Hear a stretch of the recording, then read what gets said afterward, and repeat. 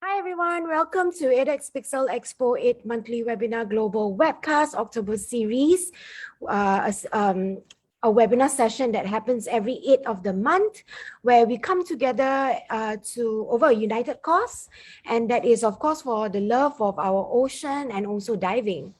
So today actually marks one of the most distinctive cephalopods living on the planet, where we will be celebrating the octopus.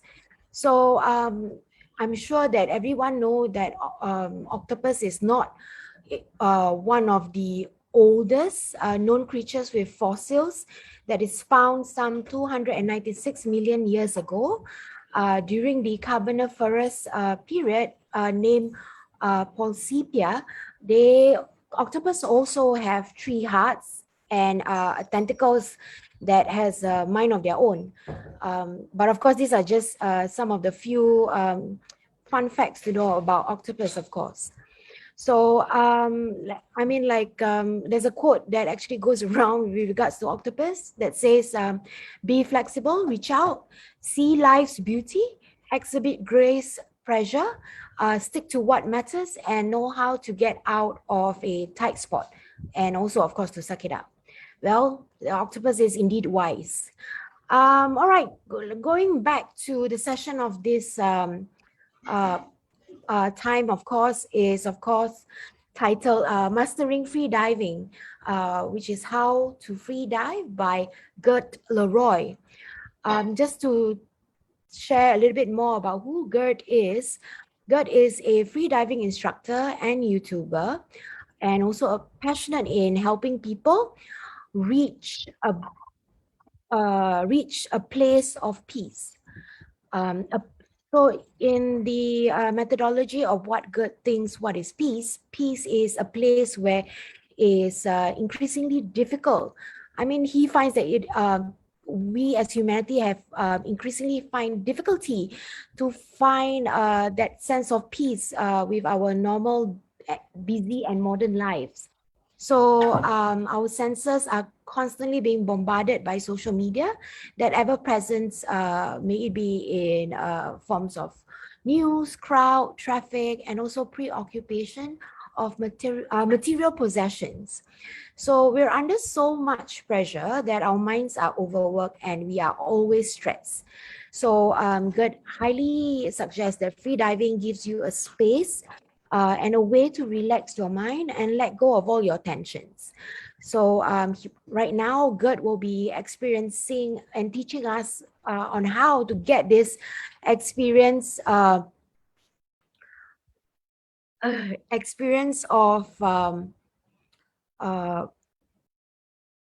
peace through practicing some of the methods of free diving. And he is, of course, aimed to help us to master this.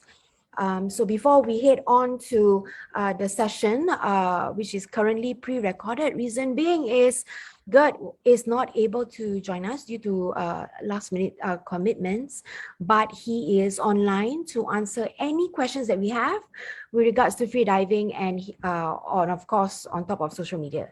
So without any further ado, let's just go ahead and play the video. Thank you.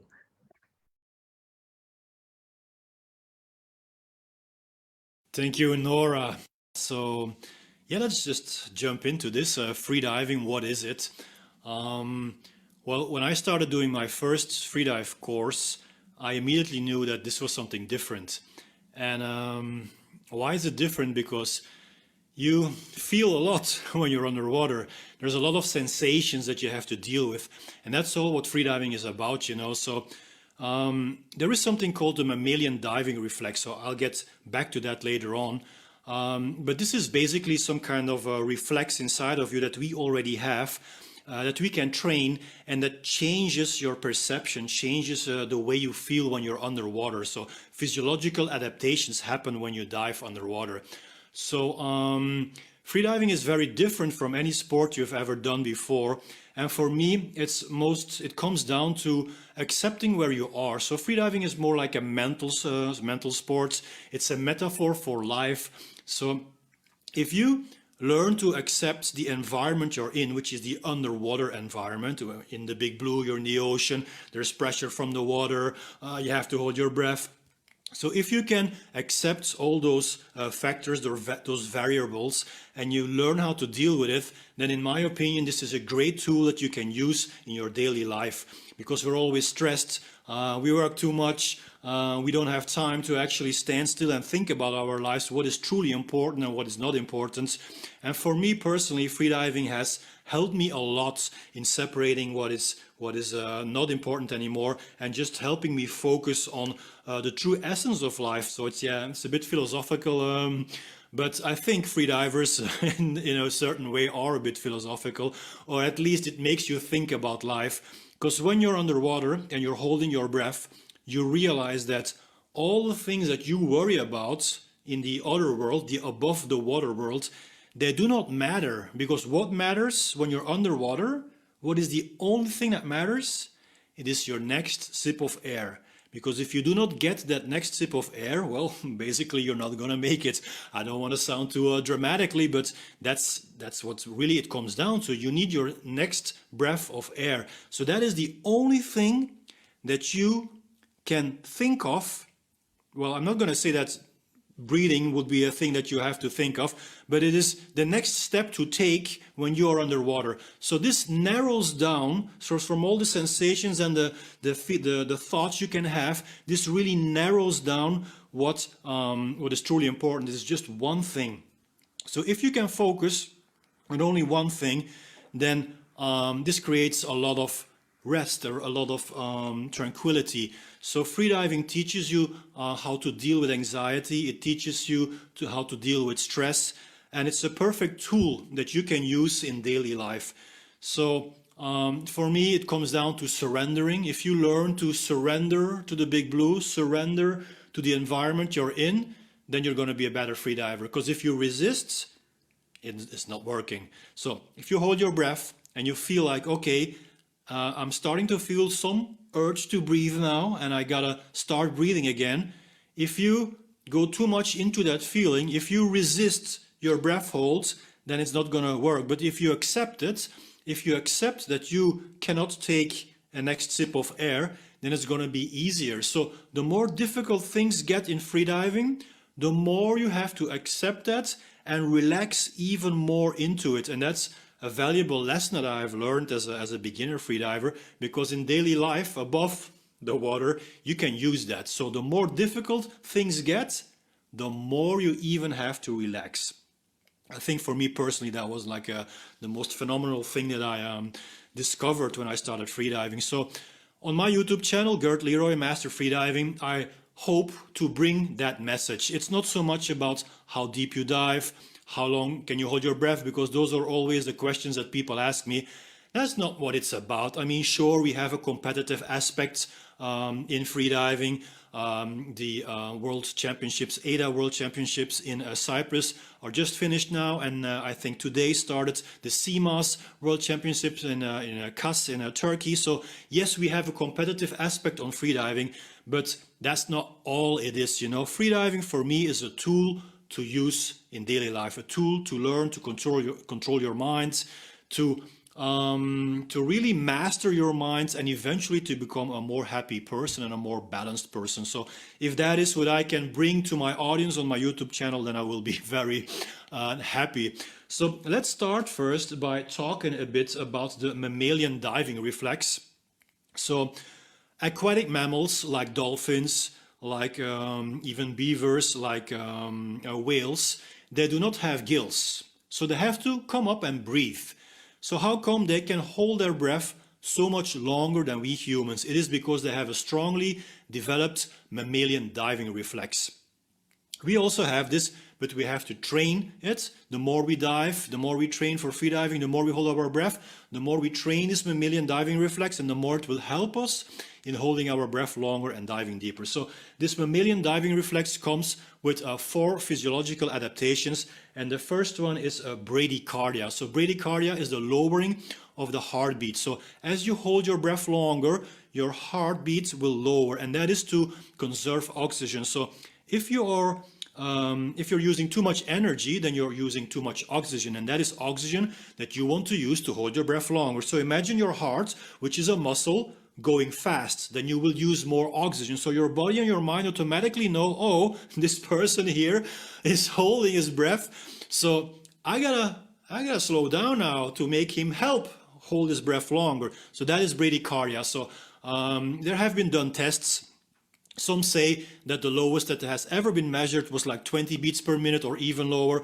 Other experiments say something more like 30 beats per minute, and all those measurements were done for dives at 100 meters deep. So that is like extreme advanced divers. For most of the mortal human beings, when we hold our breath, and let's say you start from a resting heartbeat of 60 beats per minute, if you can lower it down to 50 to 45 or 40, then that's already a nice thing to see. And then you can see and understand that breath holding is not about how long can I hold my breath, but it is about triggering those physiological adaptations in your body like bradycardia, so you can relax, so you can slow down, literally slow down, and just have a moment for yourself, for your brain and your body to slow down and get away from the hectic, stressed world and just have a moment for yourself. So breath holding is a meditation, actually.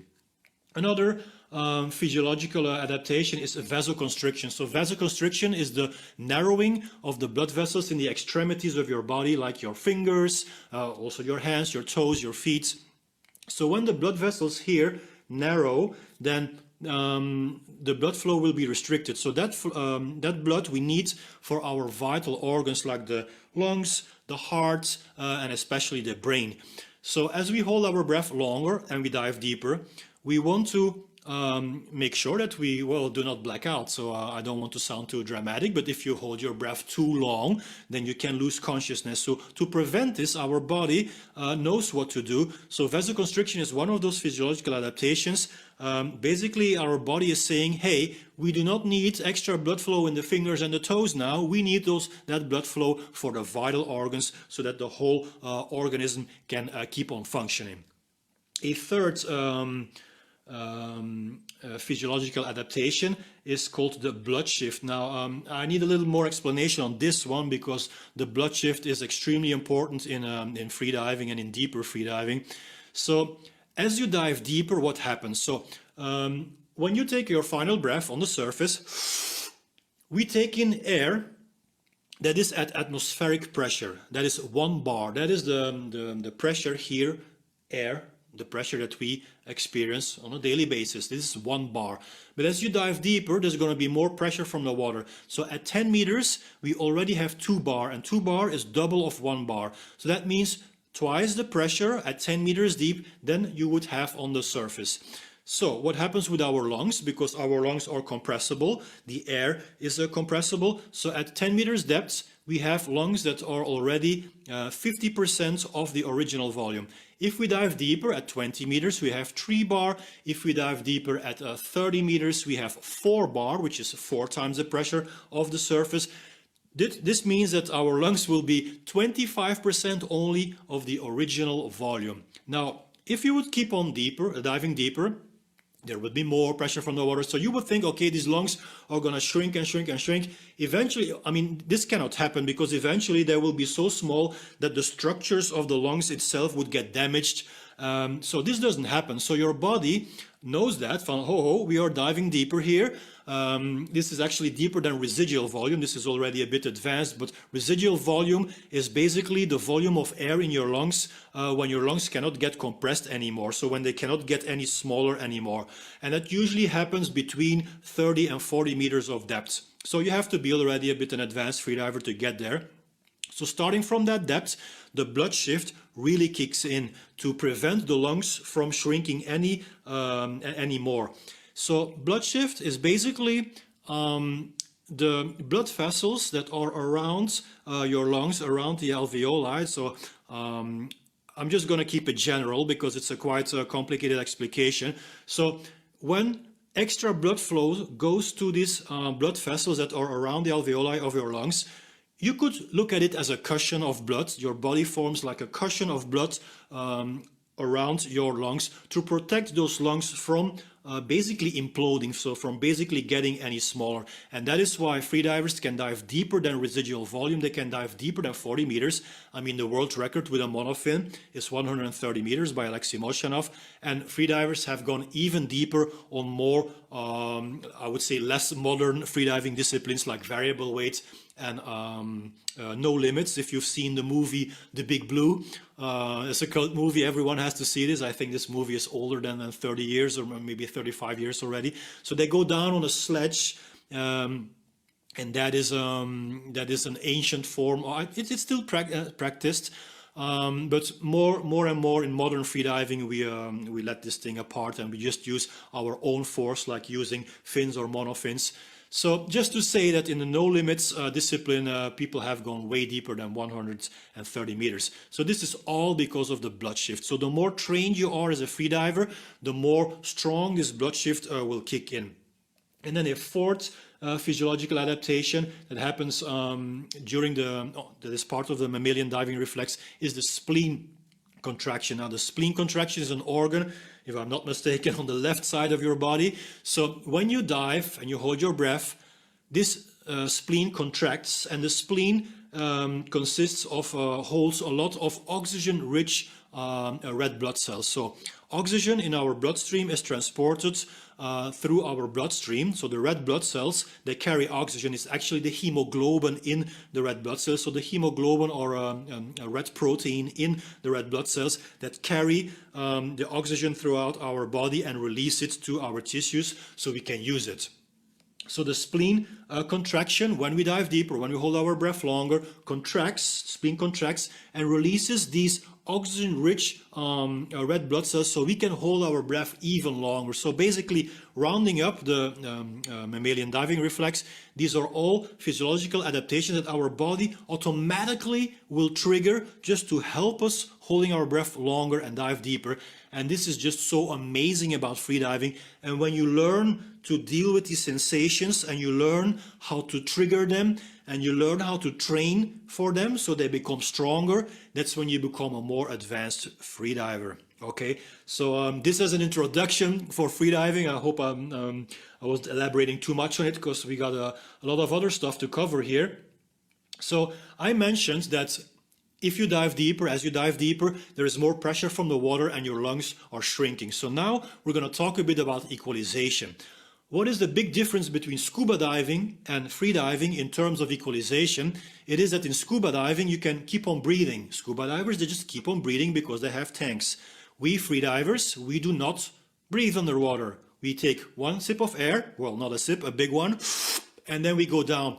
And it is with that air that we have to equalize our ears, clear the ears, the whole way down. So as we dive deeper, this volume of air in the lungs gets compressed. So the deeper we go, the less air we have available to equalize our ears. And that is why we have to learn specific equalization techniques for freediving, and we have to be very cautious and gentle and master the art of freediving to be able to equalize our ears at certain depths. So for beginners, a 10-meter dive might already be a challenging dive because it might be difficult to equalize the ears till 10 meters. Advanced freedivers, they might come to, I don't know, 80, 90, 100 meters before equalization stops.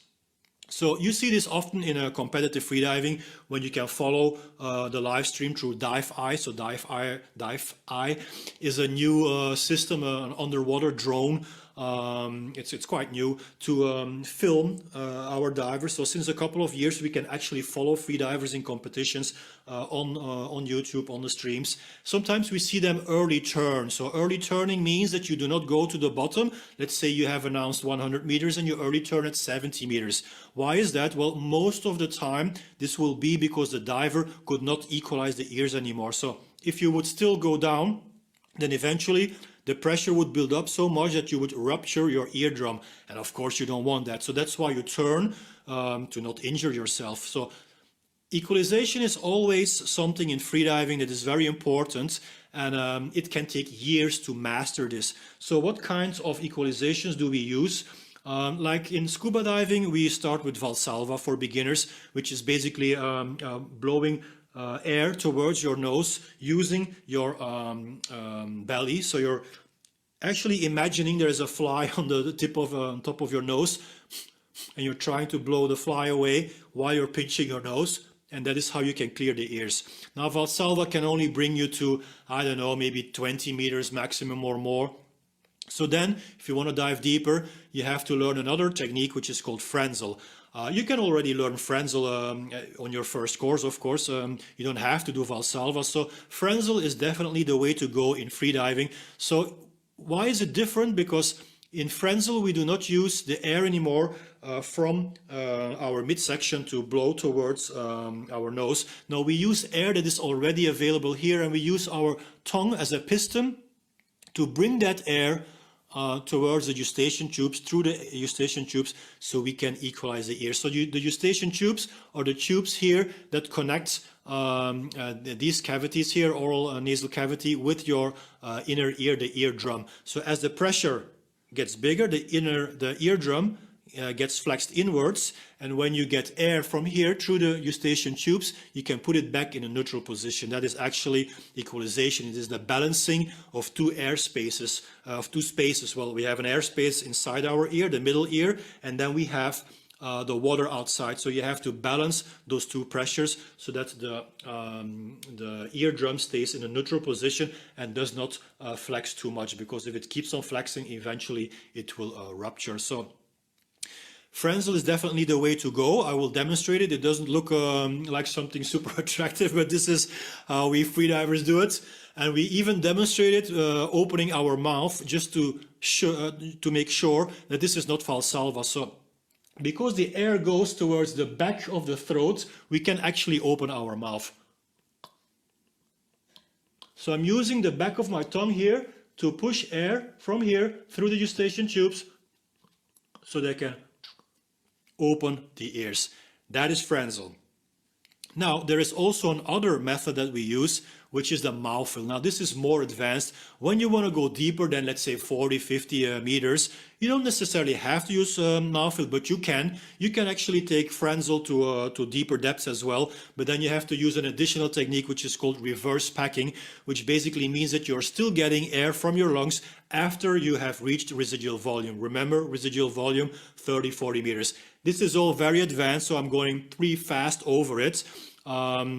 This is not for beginners, but I'm just giving you the whole picture so you know where, if you would decide to start freediving, that it's a long way to go and you need a lot of skills to master. So Mouthful is basically that you're charging your mouth, you're taking a lot of air into your mouth and you're keeping it here.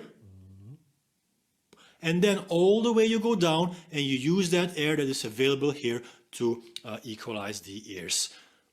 Equalization, very interesting subject, and you learn a lot about how the muscles that are inside of your throat, and so the soft palate, the hard palate, the glottis. So you learn to control all those muscles and body parts. And as a non-freediver, you basically don't even know that you have these muscles. So this is also something very interesting.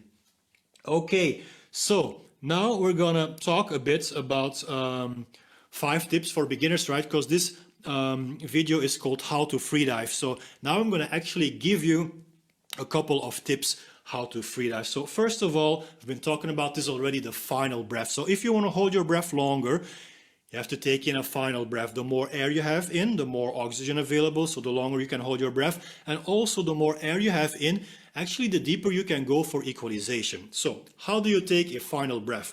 Well, using diaphragmatic breathing. So most people that have no breathing experience, they take shallow breaths here on the upper chest.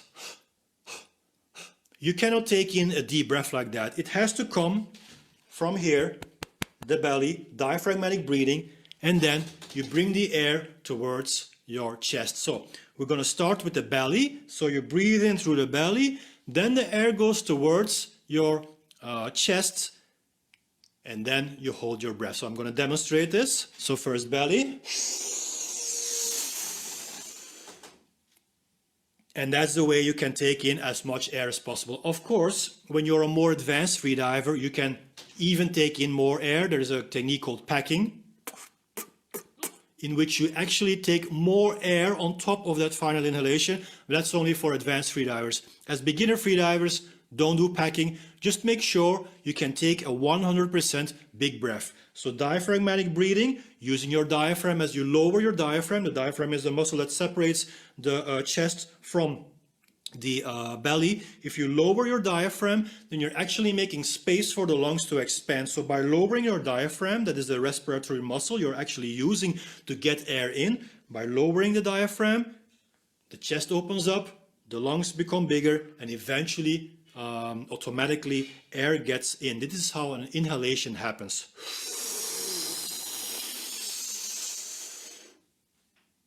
And then you hold your breath. That was the final breath. Very quick. This is a crash course, guys. So, second tip. Then, well, you've taken your final breath. Then you're going to duck dive. Now, what is duck diving? You are laying horizontally on the water, and you have to go into a vertical position, because when we dive, we go vertically down. So how do we break the surface? We call this breaking the surface. How do you go from this position into that position? It is by doing a duck dive. The more efficient you're doing the duck dive, the less energy, the less oxygen you're using, and the longer you can hold your breath. So a mistake a lot of beginners are making is that they struggle too much in going down on the first meters. So they have never learned to do a proper duck dive. They don't know how to do it. So they're like splashing around and doing a lot of stuff. They're using a lot of movement, a lot of energy to go down on the first couple of meters. And that's when you waste a lot of energy. So why is it so difficult to go down on the first couple of meters? Well, because you are very positively buoyant. So the deeper you go, the more your lungs compress, right? So if your lungs compress, you're becoming less buoyant. So at 10 meters, depending on the weights you're using, you are already neutrally buoyant. So it's already easier to go down. But on the first meters, your lungs still have their original volume. So it's like you want to go down with 2 balloons in your hands. Try that. Try to go down with 2 balloons. It's not possible. So that's why you need to practice on the duck dive to make it as good as possible. How are we going to do this?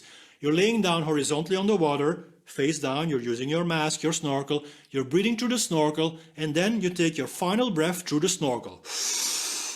Then you take your snorkel out, you take a couple of kicks, you make a couple of kicks forward, so you have a forward momentum, and then you lower your hands in a degree of 90 degrees. Then you are going to duck your head into the water like a duck and follow the direction of your hands. This is the duck dive. Then you're going to go down by lifting up one leg. So you lift one leg out of the water, and the weight of that leg will push your body under the water. At the same time, you're going to make an arm stroke to help you propel yourself even further underwater. And then when your whole body plus your fins are underwater, you're going to make your first equalization, because you will have covered already 2 or 3 meters without equalizing. So it is very much time to equalize. Preferably, you have done an equalization right before you did the duck dive, and we call this pre-equalization. So your ears are like pre-equalized, then you do your duck dive, and then immediately, as fast as you can, you do your second equalization. A lot of practice, guys, but I can tell you the better you're doing this, the more smooth your dive will be.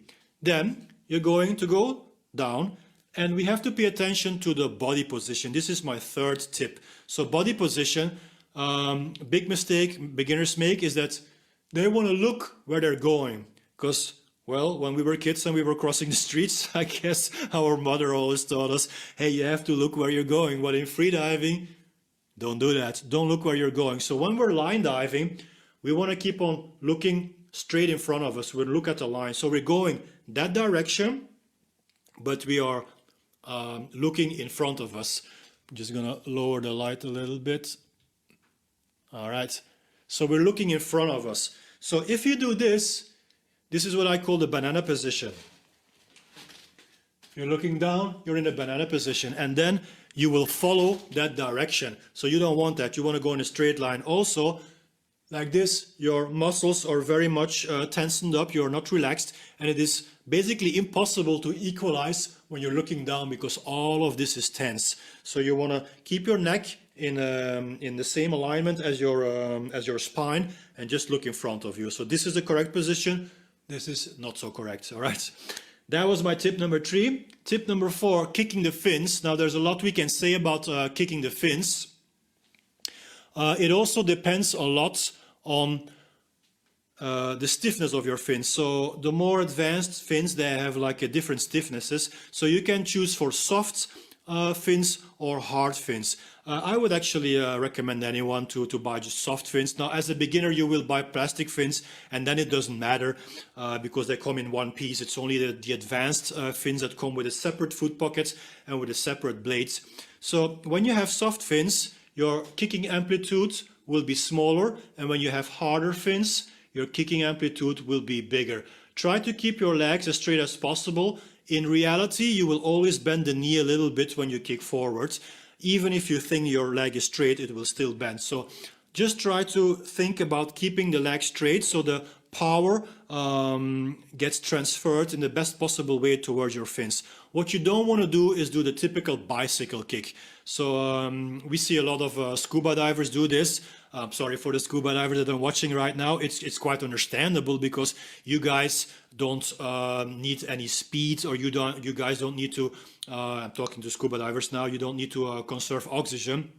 So if you're kicking in a less efficient way as a scuba diver, that's no problem at all. But as free divers, we want to be efficient. We want to conserve oxygen. So that's why we pay attention to the best possible finning technique. We want to point our feet like a ballerina. We don't want to try to get my foot in the camera here. We don't want to do that. We want to do that. So we want to point the feet and not kick like that. Point the feet. So keep your legs as much straight as you can and point the feet, and not too much amplitude, but more smaller one. All right, and then rounding up my 5th tip. So when you come back up from your dive and you've been holding your breath for a long time, your oxygen levels are low. So that means that, well, you might be hypoxic or not, it doesn't matter. In any case, you have to do a recovery breath. So if you would be a little bit hypoxic, if your levels would be low, and you do a well-executed recovery breath, then you are minimizing the chance of still losing consciousness. So on whatever dive you're doing, whether it was a challenging dive or just an easy dive, we as free divers, we always do recovery breath. So recovery breath consists of 4 to 5 breaths, taking in air and just letting it passively out, something like this.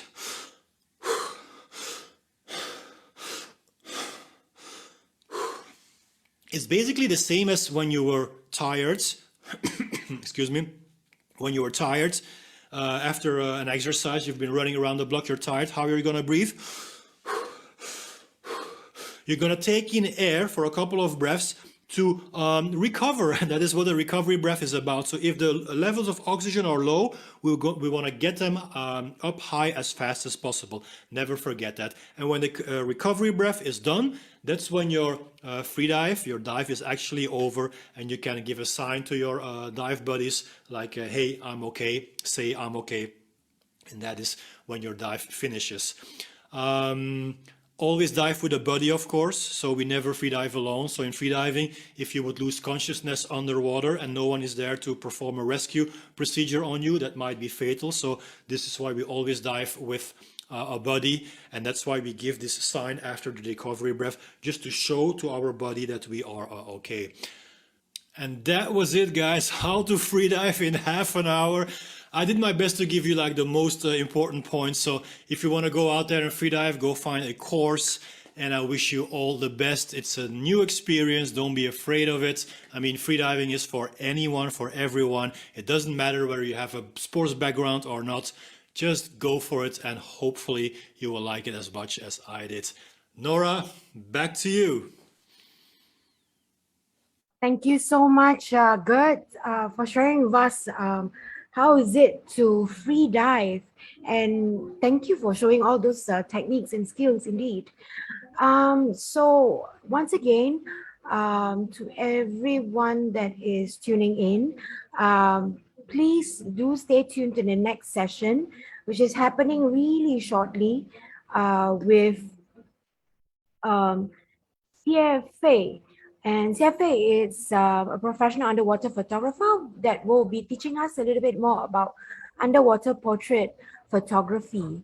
And he has pretty amazing work. So I would say just hang on for a little while at 2 p.m. later to check it out a little bit more. And if you do have any questions with regards to mastering free diving and how do you want to go about listening more of the sessions that Gert Leroy is teaching, which you can easily find him on YouTube. And also I've actually dropped the his link to his YouTube channel on the comments here. So do feel free to drop any questions that you have on this comment section, and Gert will answer them for you definitely. So herewith, let's say we do have any questions at the moment on Facebook.